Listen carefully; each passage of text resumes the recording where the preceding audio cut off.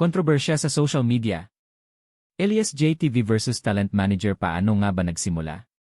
Halos isang taon nang inaalagaan ni Elias ang kanyang official Facebook page. Siya mismo ang gumawa, nag-post, at nagpalago nito hanggang umabot sa 6.7 million followers bago pa man dumating ang kasalukuyang manager. Pero 4 na buwan matapos pumasok ang manager, nagsimula na raw ang mga tensyon. Ayon sa fans, tinatanggal daw ng manager ang mga post na may kinalaman sa partner ni Elias, si Abigail. Para sa marami, ito ay parang pagbura sa bahagi ng personal na buhay na gustong ibahagi ni Elias. Giit ng mga taga-suporta, ang page ay para sa creativity at koneksyon sa fans, hindi lang puro business content.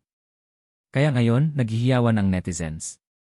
Dapat bang bawiin ni Elias ang buong kontrol sa page? Pagbagsak ba ito ng career niya o simula ng mas matinding kasikatan? Anong tingin mo? Komento na sa baba.